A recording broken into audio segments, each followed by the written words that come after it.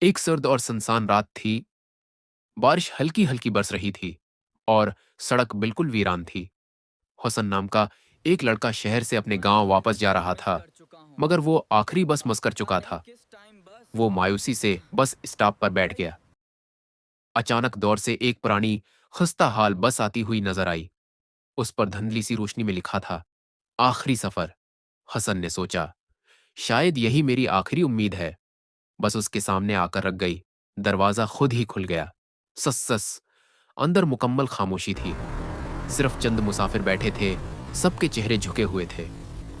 حسن نے کنڈکٹر سے پوچھا، یہ بس کہاں جا رہی ہے؟ کنڈکٹر نے آہستہ سے سر اٹھایا۔ اس کی آنکھیں بالکل خالی اور اس نے دھیمی آواز میں کہا، جہاں تمہیں جانا ہے۔ حسن کو تھوڑا عجیب لگا، مگر وہ بیٹھ گیا۔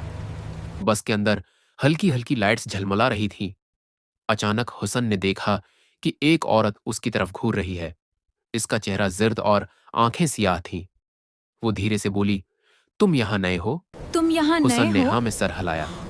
وہ مسکرائی، مگر اس کی مسکراہٹ بہت یہ بس خوفناک صرف تھی۔ ایک بار یہ ملتی بس ہے۔ صرف ایک بار ملتی ہے۔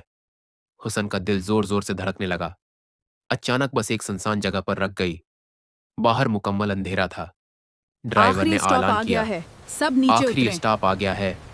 سب نیچے اترے۔ تمام مسافر آہستہ آہستہ اترنے لگے۔ حسن نے کھڑکی سے باہر دیکھا۔ وہاں کوئی گاؤں نہیں تھا، صرف قبریں تھیں۔ اس کے ہاتھ کانپنے لگے۔